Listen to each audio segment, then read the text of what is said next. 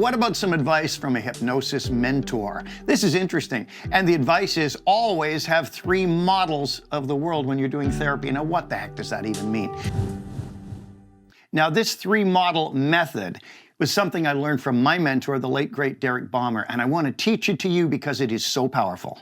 Well, some advice is good advice. I got some great advice from my dad. He used to say, go when you can, not when you have to. And he's talking about the restroom, of course, meaning if you're going somewhere, use the restroom every chance you get so you won't be on a plane during turbulence, whatever. It worked for me. But the whole idea of a model of the world is a very interesting thing. What does that even mean? Well, we all have models of the world and different things that we call reality tunnels. Now, these aren't real models that we can look at, like a model of a plane we're building, a plastic model or something, or a beautiful model who's walking a runway somewhere. We're talking about something totally different. We're talking about a way of looking at things, a way of viewing a situation, and that's our model. So therapists need models to work with clients. A model might be something like hypnosis. Hypnosis is the model I use because it causes amazing change and I can get into the person's unconscious, whatever. That's one model. But there's models of the therapeutic relationship between the therapist or the hypnotist and the subject as well that are very, very important. Like one of these is something we call direct suggestion in hypnosis. And the therapist adopts the model that it is their job to put direct suggestions into the mind of the other person and then have them overcome their problem, whatever it is.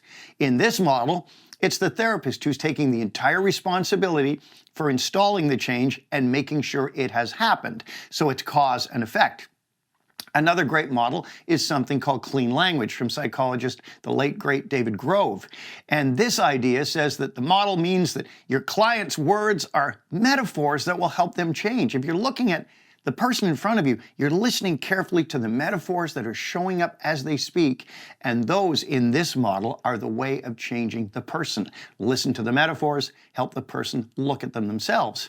And then, of course, there's another model, CBT. And CBT is the most common method of therapy in the world today. The idea of cognitive behavioral therapy. It says that change comes by the client learning to change how they think about the problem, which is the cognitive, and how they behave, what they actually do, which is the behavioral aspect. Then there's the Enneagram system, which is a model that looks at the client through the lens of their personality type. 9 different types, and they all have to be dealt with in different ways.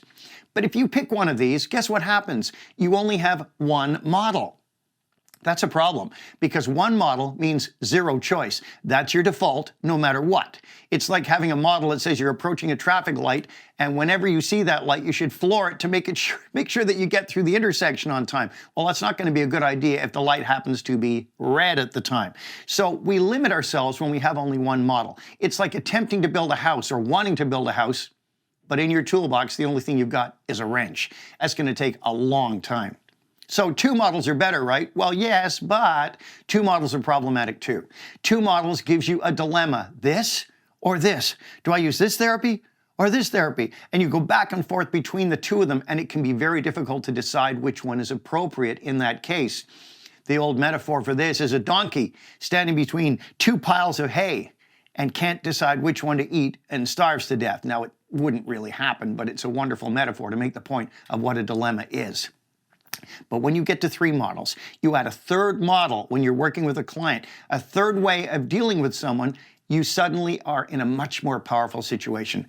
Because when you have 3 models, one of them will jump out at you as the best choice of the 3 possibilities. Does it mean that it's automatically going to work? Of course not. But one will seem to be the best one based on that client, that day, that context.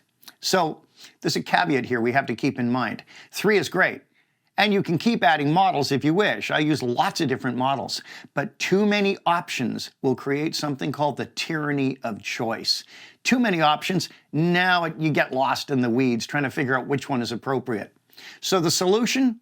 Start with 3 good models for doing therapy and change work, and build them over time as you learn more.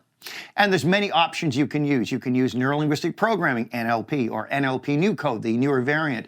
You can do hypnotherapy, or work with timelines like Tad James did, or one of the tapping regimens like EFT or my own 6-step tapping, or working with someone's ego states, their subpersonalities. All of these are different ways, different models, if you will, that we can approach someone's issues and find the best way to help people quickly and efficiently, and to make sure that the change lasts as well. Now, here's a tip for you. The more diverse and different the methodologies are from each other, the better. For example, if you had only tapping regimens, EFT, and faster EFT, and another energetic one, Be Set Free Fast, or my 6-step, they're too similar to each other, and one of them will not jump out. So get variety in the modalities you're using, and let your unconscious mind decide which one to use with that client in that context, and you're off to the races. So here's an empowering question for you. Which modalities will you add to your toolkit so that you will determine the most appropriate one and will do stellar work when dealing with clients? And check out the Mike Mandel Hypnosis Academy in the description below this video.